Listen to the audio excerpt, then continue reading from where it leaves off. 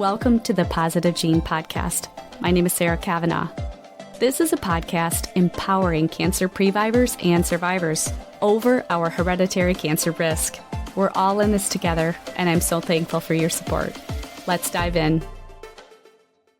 Welcome to the Positive Gene Podcast. This is your host, Sara Kavanaugh, and today I am joined by Tiffany Graham Charkosky, author of the forthcoming memoir, Living Proof: How Love Defied Genetic Legacy, launching October 21st this year. I had the privilege of reading an early draft of Tiffany's book before our recording today, and it is powerful. After discovering she carried Lynch Syndrome, a genetic condition that increases the risk of cancer, Tiffany was faced with life-changing choices about her health, her future, and her role as a mother. In her book, she shares not only her family's history and the profound impact of genetic testing, but also the lessons she hopes to pass on to her sons about strength, gratitude, compassion, and the power of living fully. In this conversation, we will explore how Tiffany's journey has influenced her family, her perspective on resilience, and her vision for creating a legacy rooted in love. Whether you're facing your own health challenges or simply looking for inspiration on how to embrace life's uncertainties, I think you will find Tiffany's story both powerful and deeply moving. And we will talk through this in greater detail today, but I can tell you I was faced with a lot of emotions throughout this story, and I can't wait to dig in. So welcome to the show, Tiffany.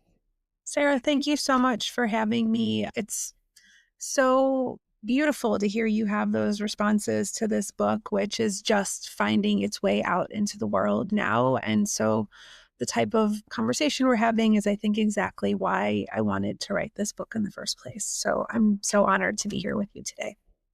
Awesome. Thank you so much. I really appreciate your time and willingness to let me dig into this story and, again, hopefully inspire others. You and I have both faced many questions in not only just finding out your genetic risk through genetic testing, but then facing challenges of preventative surgeries, the impact that it has on our families. And so we'll talk through some of these parallels, I think, that you and I and many of our listeners will face when reading your story.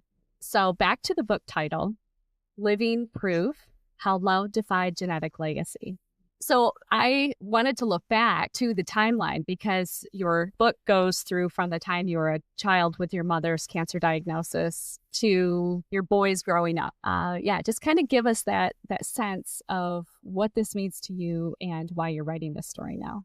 Sure. So this was I'm about 13 years after having gone through my genetic testing, and I think it took me a really long time to figure out that there was a story that I wanted to tell with this. There's sort of the raw emotional place that you're in when you're going through something. And I think it took some time to realize that I did have a story that I wanted to share, and I wanted it to be the kind of story that people would want to read and respond well to. And for anybody who's ever tried to write a book, there's a really big gulf in between sort of what you want to be able to do and actually having the toolkit to be able to do that. So it started probably 10 years ago with just some little vignettes, just things I was writing and was trying to get out. And what I realized over time was that I did feel like I had a story. And to go back a little bit further, when I was originally going through genetic testing, I really wanted to find a book to read. I wanted to find somebody else who had been going through testing or was facing some of the decisions that I was facing with having young children, and really looking at the feelings I had around that were resurfacing around my mother having passed away when I was a child. And I couldn't find anything. And so it was a really isolating experience in that sense of feeling that I was going through something that I didn't have anybody to talk to or relate to who knew it firsthand the way that I did. And so over time, it started to hit me that I might have a book that I could write. And so it took a long time to, many drafts, dozens of drafts of this book had been created over time. And the first version of my draft of my book ended prior to some second batch of surgery that I had about 3 years ago.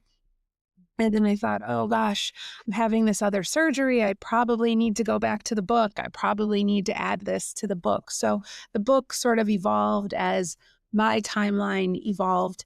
And it was around my 40th birthday. I'm 43.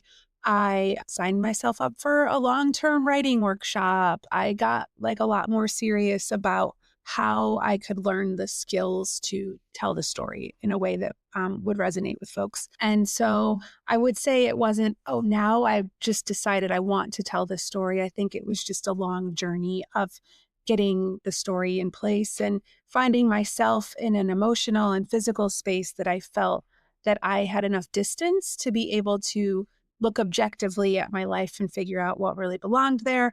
And also to feel that I have like enough perspective to be able to be useful to share with others. You also asked about the title, which I wish I could claim credit for the title. I love book titles that come from the material that they are, that come directly out of the book.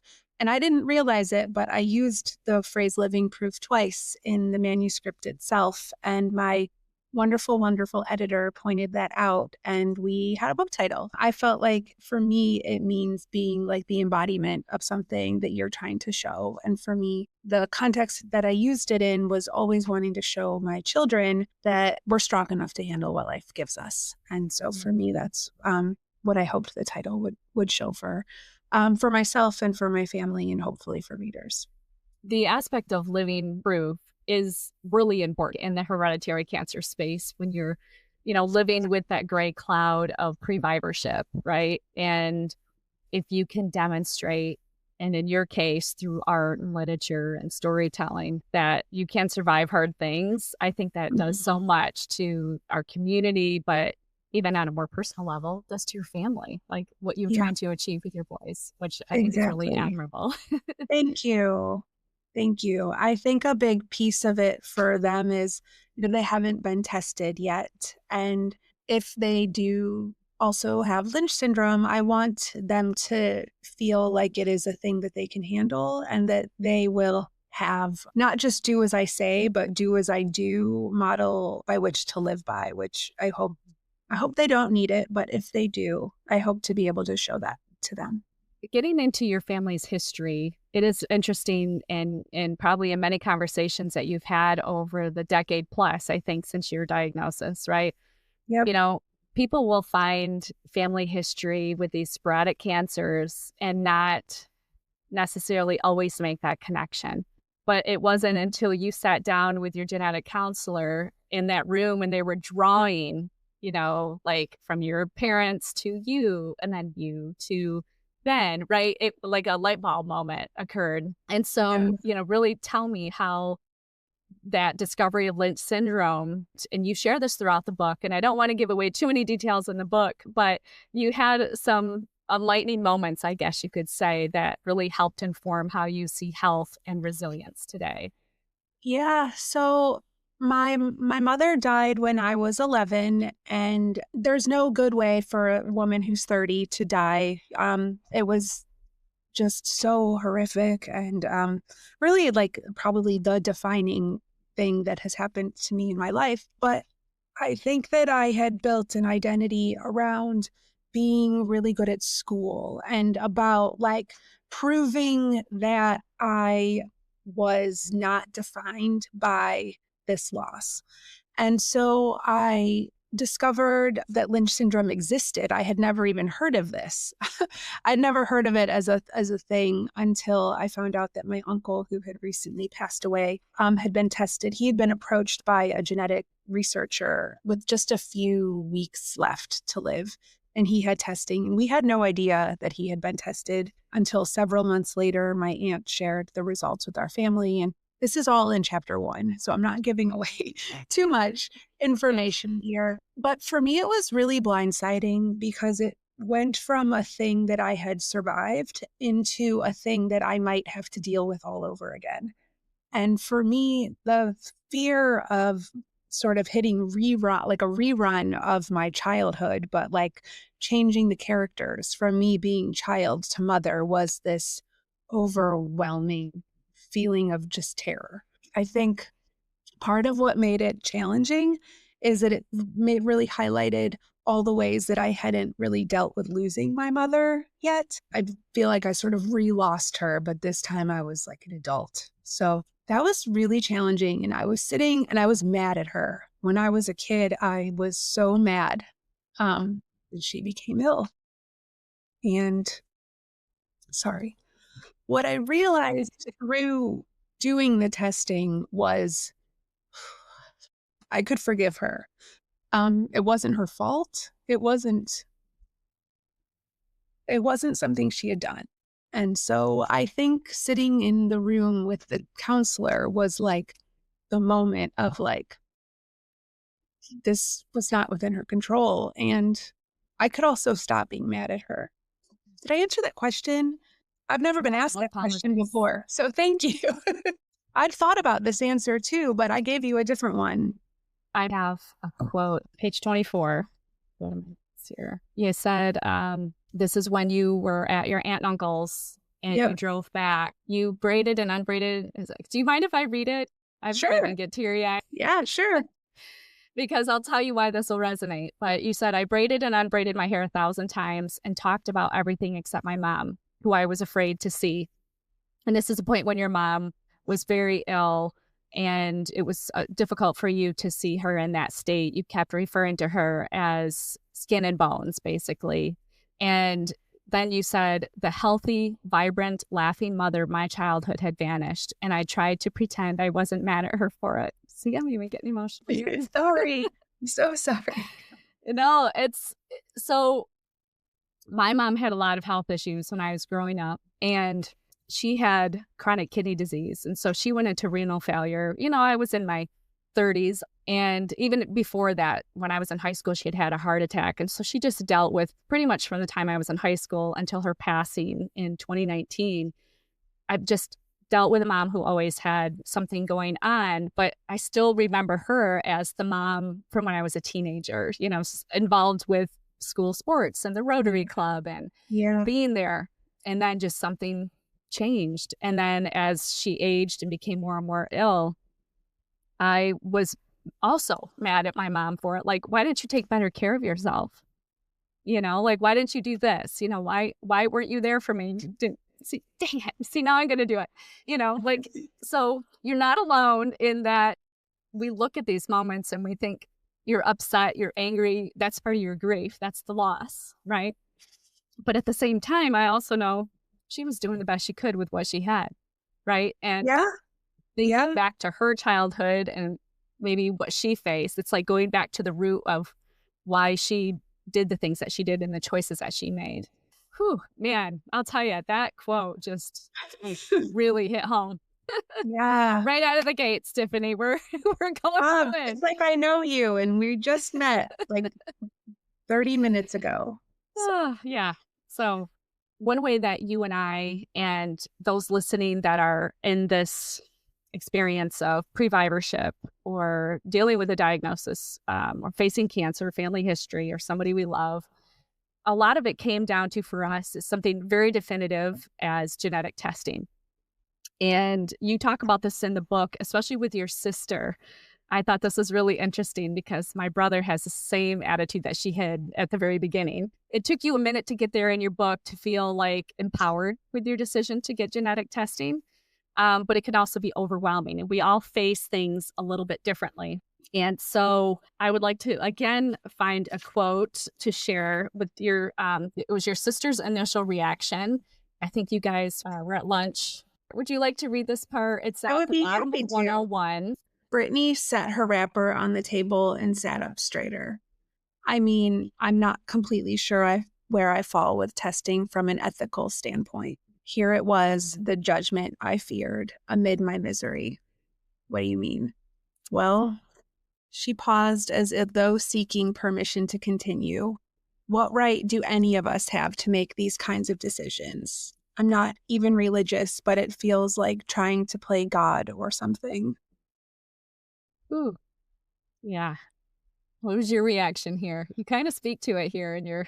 I mean, I'm so close to my sister. She's one of my favorite humans in the entire world. And I felt just a gulf between us. I am older than her. I'm 5.5 years older than her. And at this point, I was married. I had a baby.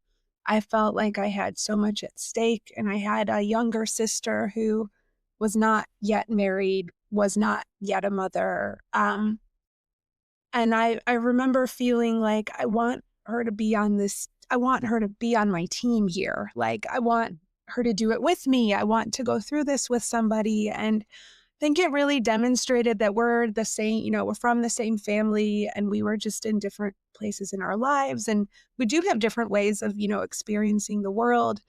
And I think one of the things that was really hard with my sister and with my family, was feeling so convicted about the choice that I was making for myself, and feeling like I wanted everyone in my family to agree with me and support me and do the same thing, but realizing that we were all on like a different place in the timeline of our journey. And my family, has made everybody has made different choices and different ways of responding to this. So I think it's one among many ways that you see these pieces of information, like anything you deal with your family, where you are watching your family respond in different ways, and you want them to agree with you, but you need to give them space to be who they are also.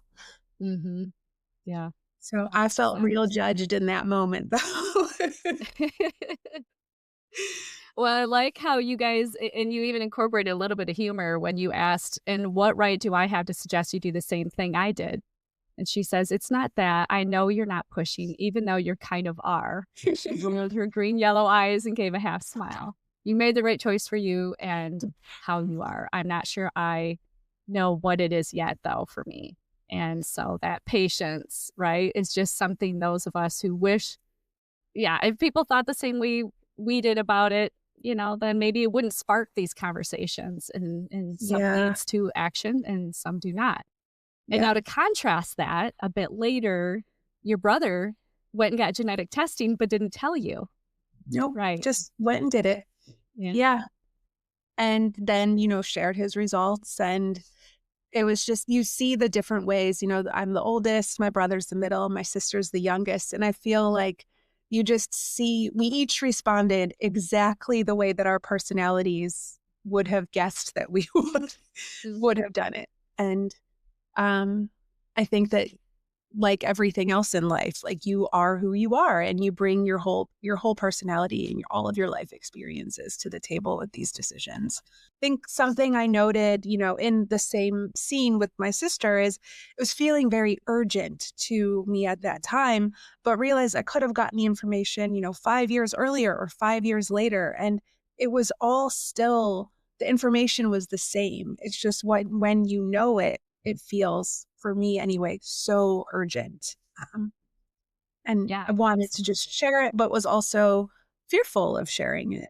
So, Well, that ties into, we talked about what it was like for you, but how does it guide the choices you've made since? And you could, this is the time, I mean, it's up to you if you want to share what you've done in terms of prevention, but you've had other life experiences. And for those that will read the book, you will know what I mean when I say a lot happened from the time, you got that diagnosis, with your family in so many ways. So how has it guided those choices for you? I mean, it 100% guided so many choices that came after. One of the things with having Lynch, which is, different for women versus men, is that there's like a whole host of reproductive risks inherent with women. The recommendation is to have a preventative hysterectomy when your childbearing years are complete. The question then becomes, are my childbearing years complete? What does that mean? How do I know if I'm done having children or not done having children? And so I ended up getting a hysterectomy when my second child was 3 months old. And I should note also, I discovered I had Lynch while I was pregnant. So there was a real whirlwind for me on the emotional spectrum of things, of having this baby and the fear of, is this somehow affecting the baby? And having genetic counselors, one of the things that's so helpful for me anyway, was the reassurance that everything else is fine.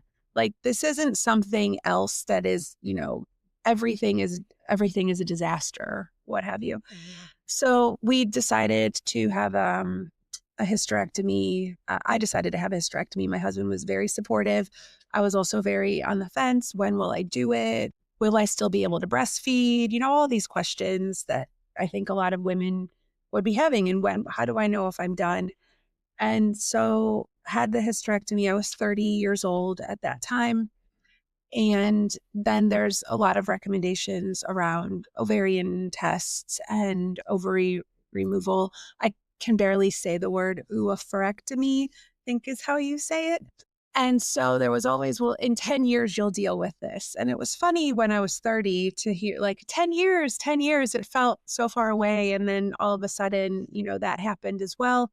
So it fully informed so many things. And I think these are irreversible medical decisions that you're making. And I think they really vary for every single person. Every person has to wrestle with those decisions and what the timing looks like for them. And they felt like the most personal decisions I could make. And also, I was totally ill-equipped to make them. I had a wonderful counselor and wonderful medical team, and still then had some hesitations down the road.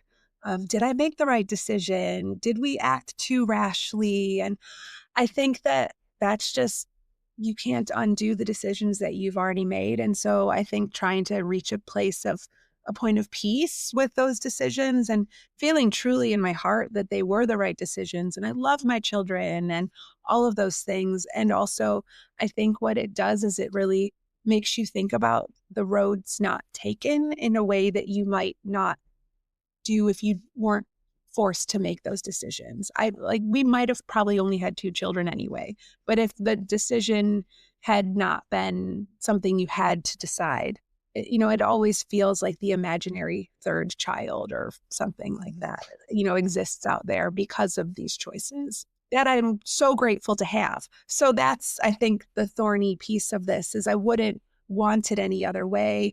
I think so often about what would have happened if my uncle hadn't have gotten tested. What would my life be like if I didn't have this information? So I think you learn to live with all of those things, and you just have to make the best decisions and live the best life you can with the information you have and the actions you've already taken. Mm-hmm. Yeah, absolutely. That's so true. I think it's interesting that this was 13 years ago. And even today, 13 years later, that is still the recommendation based on what we know about Lynch for women, is to have a preventative hysterectomy, salpingo-oophorectomy, if you can. Yours was, much earlier than some people find, right? Being 30 years old and to make that decision and then to make the hard decision to keep your ovaries, knowing that there's a possibility of that risk as well, especially with your family history, what you knew at the time.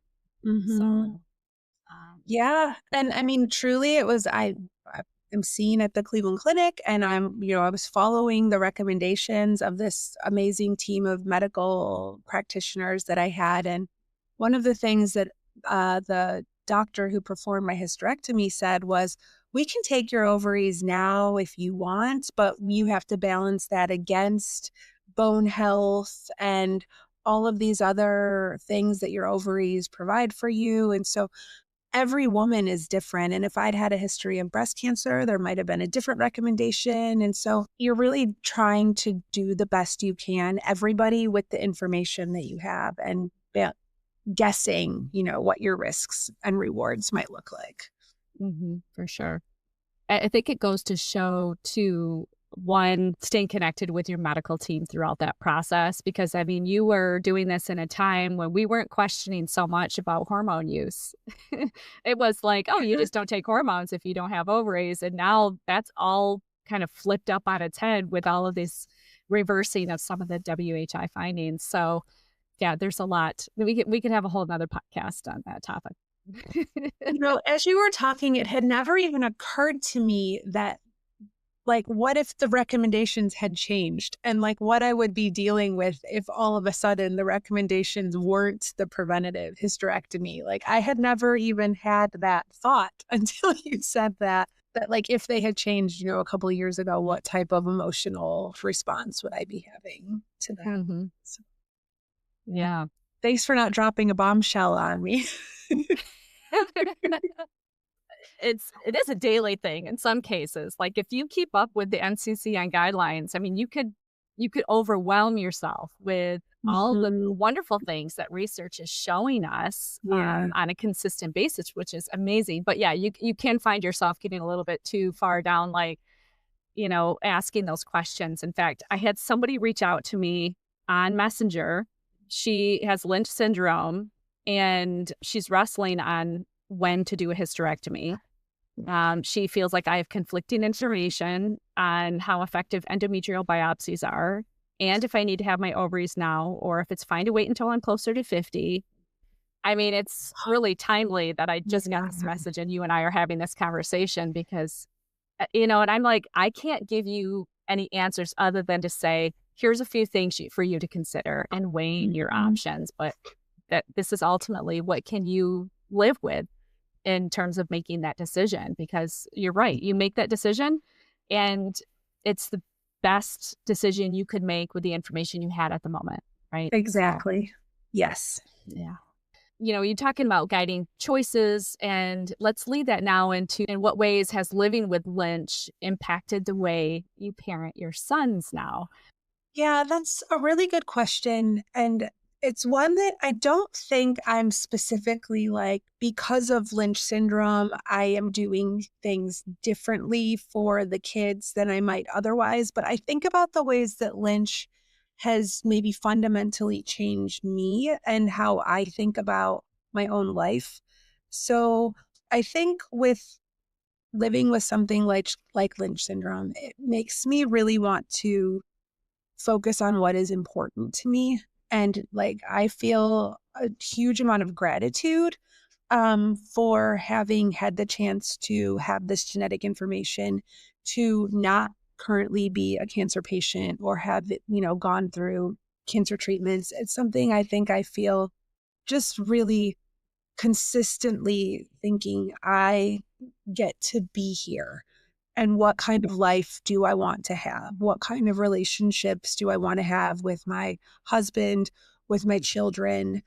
What type of work do I want to be doing? I think it's really thinking about, I get to be, I think it forces a little more intentionality in what your life looks like.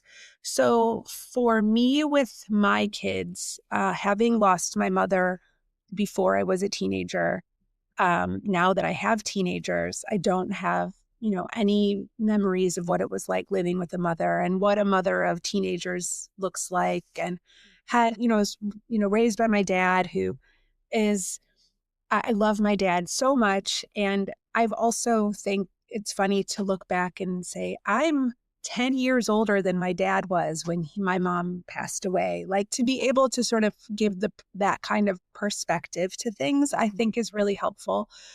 I also think writing this book has made me need to live with my past in a way that I think a lot of people, if you're not writing a memoir and you're not mining your memories for how did you feel about things. So I think all of these things have sat really close to the surface of my existence while I've been doing this writing and living. And I think it makes me, I'm acutely aware of what being a teenager was like. So I find myself, reminding the kids to be, very careful, and telling my son, I only have, put on your bike helmet. I only get one of you. You need to last me my whole life. Like, I feel like I just think about those things a lot and try not to like constantly talk about my fear of mortality and so on. But I think you just sort of live with it. Like, it's very much present with you, and think, what will people remember about me? And will I have lived the kind of life that I want to live? And so I wake up every morning at 5:30 and I write, whether it's this book or, other projects that I have. And I hope that I'm like showing the boys what it looks like to live the life that you want to live, like a life that feels authentic to you. And so for me, it's those things. I also, I try to eat healthy. I try to exercise.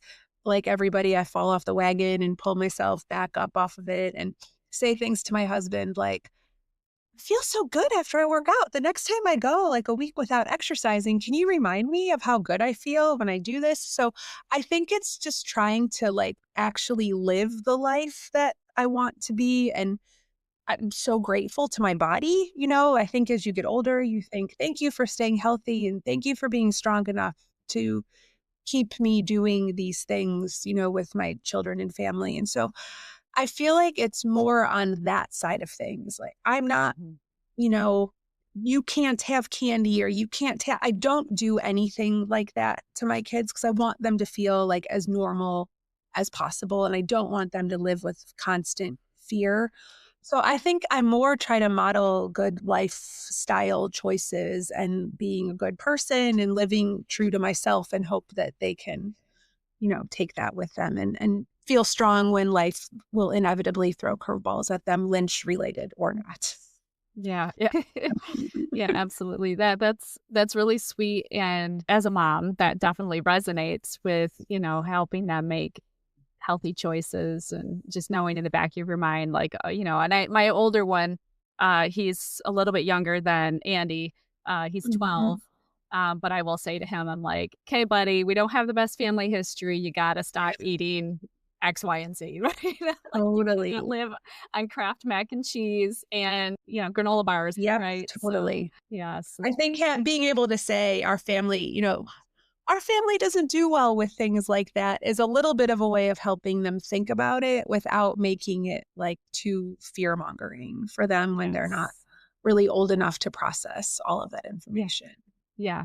Yeah, exactly. It can be a delicate spot. And we've had, friends and family and people we know and love go through cancers. And, at this age, try to balance the not keeping things from them, the real world things, but also not sharing so much detail, like you said, that they feel like they have to be fearful of it, knowing as, as our children get a little bit older and they start to realize what it is that we're faced with as a family, whether they carry the gene or not, it's ever present. And so let's transition that. And this is a good segue into, you've chosen to wait until your kids are 18, which is typically the recommendation, right?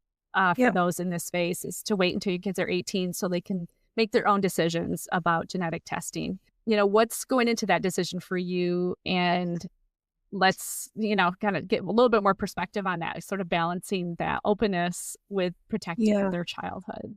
For me personally, I think it's helpful to know that Lynch doesn't usually impact children.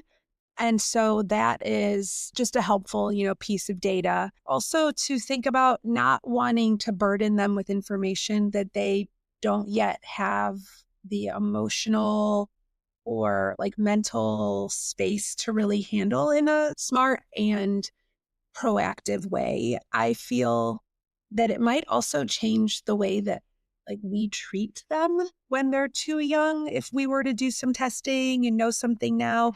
I also spoke with a genetic counselor in relationship to this book recently, and she told me that 18 is the standard recommendation, but she said she doesn't even like to test people till they're in their early 20s if they're willing to wait because your brain is still developing and you're still sort of learning like how to manage your own life. And so that was just an interesting perspective for me to hear. Again, everybody makes their own decisions and everybody has to sort of figure this out in a way that works best for them. But I think for me, it makes the most sense to give the kids a chance to be kids and for them to have information in a way that they are emotionally ready to manage it and handle it.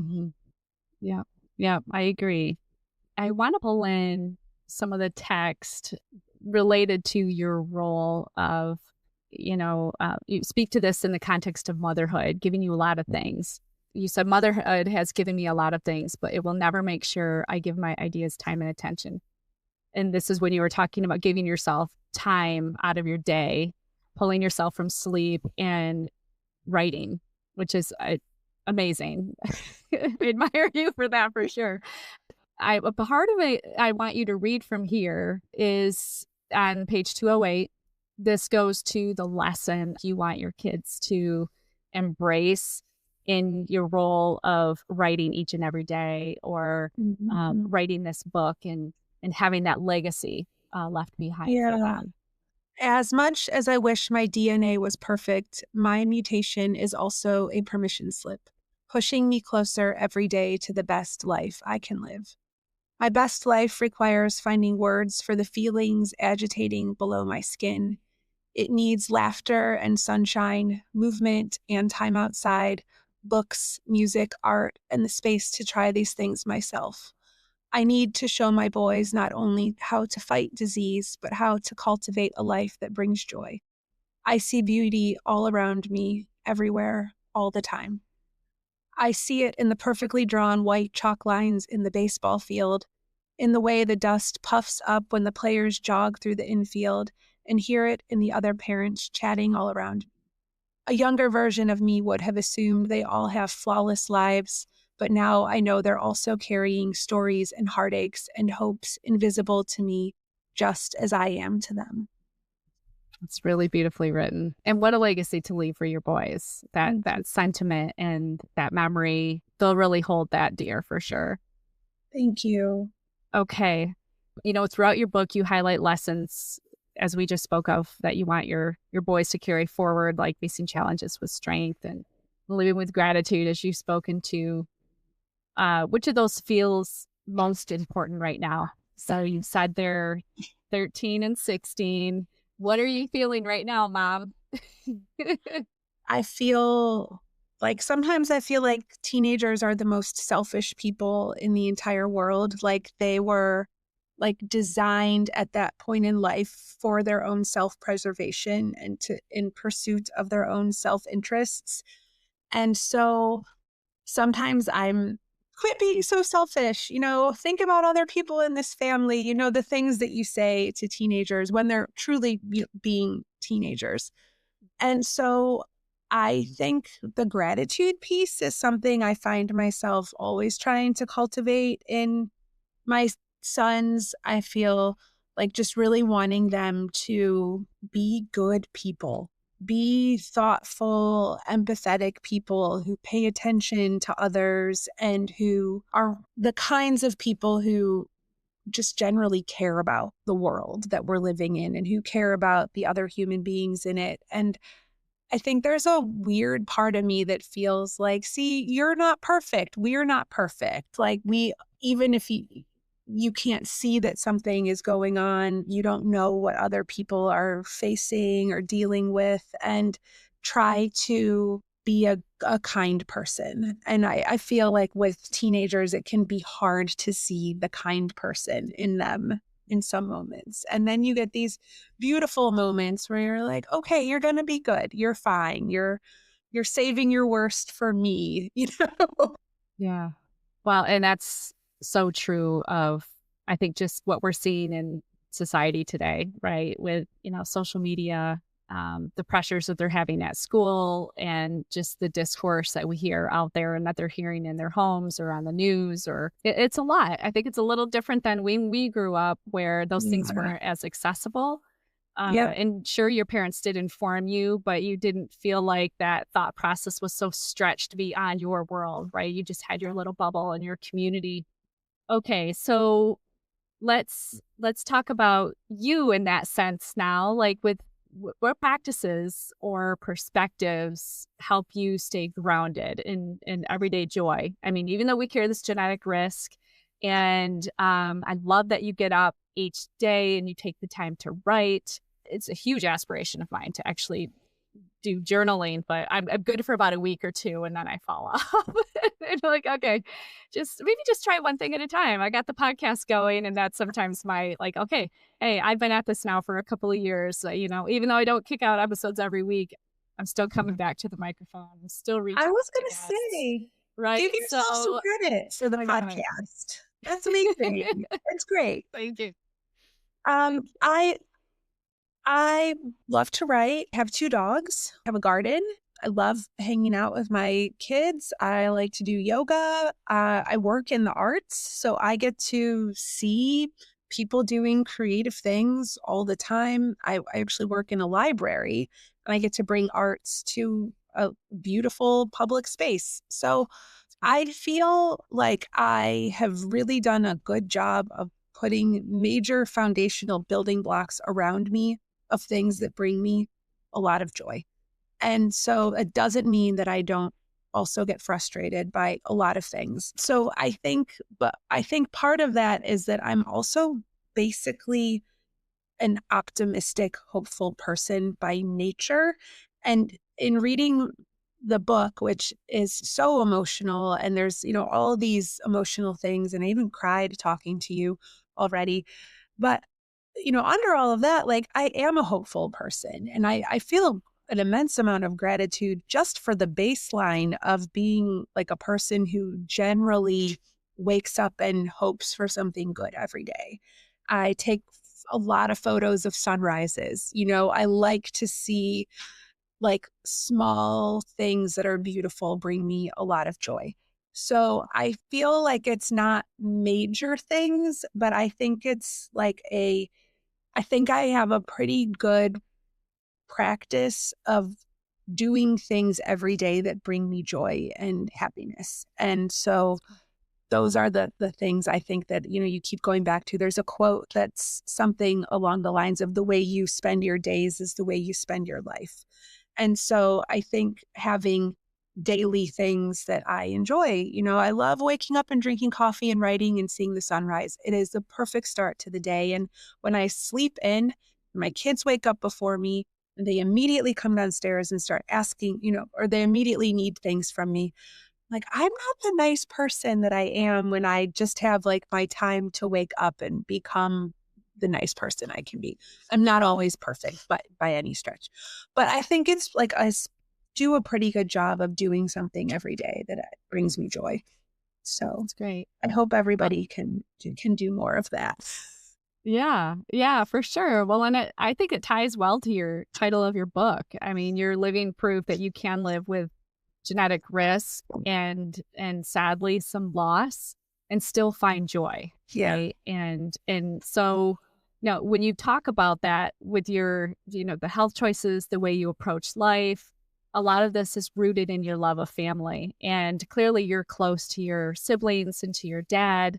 You all went through a lot with the loss of your mom and the other, health challenges that your family has experienced. But tell me how that legacy of love, leaving that legacy of love, what does that mean to you?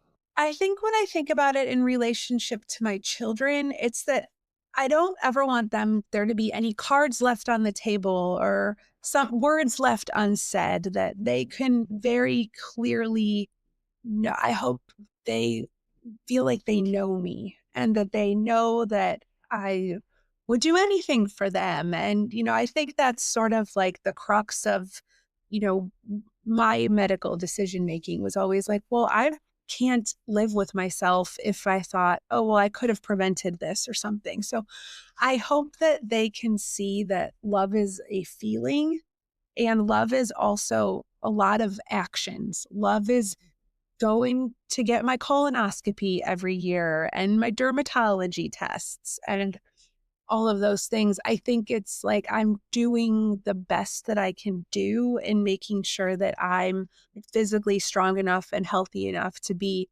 actively involved in their lives. And so my goal is to become a very old woman and, be there for a long time with them. And I hope that through, my actions and, the writing that I do, that, they see, and even writing they'll never see, but that they never feel like they didn't know me or that I left questions unanswered for them or something. So I think it's that living a life of being like as honest as I can about who I am to them, and that they know me, and that they in turn have that like safe space to discover who they are, to grow from. Mhm. So if they listen to this conversation years from now, what's the one message you want them to carry Oh, with them? oh, that they're so loved and that they're super strong, and that there's nothing that the world can throw at them that they can't, that they have to face by themselves and figure out how to do on their own, that they have a good sounding board and a loving space to navigate the world from. That's good. Well, you've given them a great foundation as evidenced in your story. Thank you. I was going to have the question on here, and I can kind of reframe how we ease into this one about marriage and family life evolved through the journey. But do you feel like we've answered that question a bit, or do you want to talk a bit more about Brian and his role? Yeah, I mean, I have an amazing husband. We've been married 19 years. We've been through a lot. You know, his mother has had cancer, his father has passed away. You've been married for a long time. You kind of go through all of the things life throws at you. We've definitely grown up a lot together. I think that we're both like the different versions of the same people that we've always been through all of this.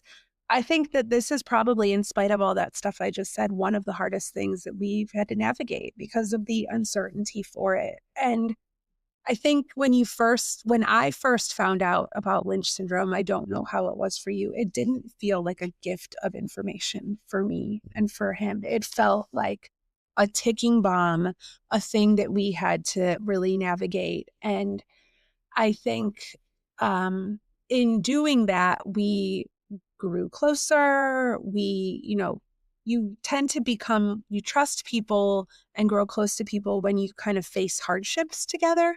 So I think that we definitely have done all of that. I don't think anybody in the world knows me as well as he does. And by knows me, I mean like knows my daily rhythms and moods and all of that stuff. And there's a chapter towards the end where, in the book where I talk about like my hormone levels were not what they should have been. And I have a lot of feelings about like my husband telling me you're not who you're supposed to be. And it's like, quit calling me a hysterical woman. So I'm allowed to have feelings. And so I feel like we're still, we're growing and evolving. And I think that, nobody thinks about these things when you get married. You think only about like the positive, like fun things that life will bring. And I feel just really grateful that, our marriage has continued and that we, still have, I like to think we still have a very, very strong foundation of love that we're working from. And even when things are hard, that we can always go back to that. It's so funny. I feel like you get to know Brian throughout your book. And you said this in your book as well. You said Brian seemed to enjoy rehashing the events of his life, understanding how they led him to where he was. I, on the other hand, preferred to live in the moment and let my past stay where it belonged, far away. And I just thought that really brought the two, just the way you just described your two personalities and how you've been able to really have that balance of he sounds like he's a really good listener, and you're somebody who needs a sounding board. And so that dynamic really complements each other. So Yeah, I'm so grateful for him. And life is so funny. And I think, you were talking about the dominoes of decisions, and, it's funny because it was due to me living in a place I didn't want to live in that I even met Brian. And so it's just, yeah. the world is a funny place to be. And sometimes it doesn't feel like everything is totally random. So Okay, so as we start to wrap up, why don't we talk through really a message that you want your readers to take away from your book? Like beyond those facing genetic risks, like what do you hope any reader is going to take away from Living Proof? I think that any hard situation that you go through fundamentally changes who you are, and it helps. I think that there's certain things not everybody's going to go through genetic testing, but people go through things like divorce or, other forms of loss or illness. And those things change you. And I don't want to say what doesn't kill you makes you stronger, because I don't think it's that simple, but I think we learn from those things that happen to us in our life. And I think that we all have an inner strength that we can't be afraid of. Trust that you're strong enough to get through the hard thing that you're going through, and that on the other side of it will be a different version of who you are, but that what lies in front of you can still be really wonderful. And I think if this story was only for people going through genetic testing, while there's a lot of us, I don't think that it would be, enough to have a book written about it. But I think that we all go through things and they shape us and they change us and we learn about ourselves. And my grandma always used to talk about how she's like, I'm 75 years old and I still have so much learning left to do. And it was always this wonderful reminder that you're going to go through these seasons of your life, and some seasons are much harder than other ones, but that if you're around long enough, you will just keep learning and continue growing. And there's still, I think, a lot of joy for all of us to find. Mm-hmm. Absolutely. That's a great message. You have a launch coming up here. So tell me how listeners can connect with you, follow your work, and get maybe pre-order a copy of your book. Tell us Yes. how we can stay in touch with you and get excited for your upcoming launch. Thank you so much. My website is tiffanygrahamcharkosky.com, and I have a newsletter you can sign up for on there. I don't send too many newsletters, but enough to stay up to date on things. I'm also on Instagram at my full name. There's a theme here. And so my book can also be ordered on any website where books are ordered. So Amazon or Bookshop, you can ask your independent bookstores to order the book as well. So I would love to connect with people either through messages on my website or on Instagram. Thank you. Awesome. Okay. We will put all of that information into the show notes. Well, Tiffany, thank you so much. Really appreciate you sharing your story and coming on the show to talk to us about your terrific memoir.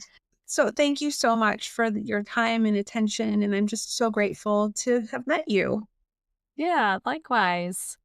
As you mentioned, it does have emotional ups and downs. There's a little bit of humor sparsed in there every so often, but there's something for everyone in this story. And, going through Lynch Syndrome, the commitment to your family, and the lessons you've learned and have captured in Living Proof, it's just a great way to remind us that while our genetics may help shape part of our story, it's really that love that you really sprinkled throughout your story and the resilience that define that legacy that we're going to leave behind. So I really appreciate that about your story. In fact, I want to close with a point about halfway through the book. You were entering Lake Erie and you passed the Cleveland Browns Stadium and the Rock and Roll Hall of Fame. So I love you're kind of giving us a picture, because I have been there. Maybe not floating on the river, but I have been to Cleveland to see the stadium and the Rock and Roll Hall of Fame. And you said, I had a fleeting thought that someday Lynch syndrome wouldn't be the first thing I thought about in the morning. That maybe if my life were a guitar, Lynch could become only one string instead of my entire song.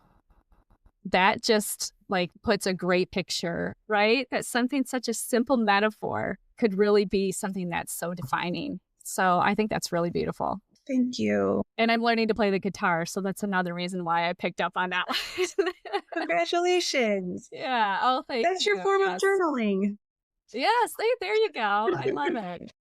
All right, friends. So for those listening, Tiffany's memoir, Living Proof, How Love Defied Genetic Legacy, will be launching on October 21st. And again, I can tell you from an early draft, is moving. It's honest and full of hope. And so it is a book you don't want to miss.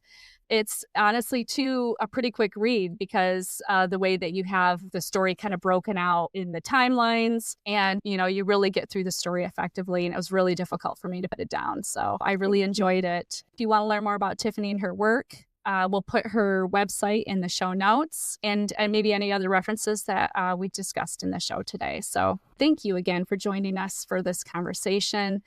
Until next time, remember, even in the face of uncertainty, there's always room for hope, resilience, and love. Thank you for spending time with me on the Positive Gene podcast. Your support means everything. If you found value in today's episode, I would be so grateful if you could take a moment to rate and review the podcast. It truly makes a difference. For an in-depth look and links to resources discussed today, check out the accompanying blog on my website at sarakavanaugh.com.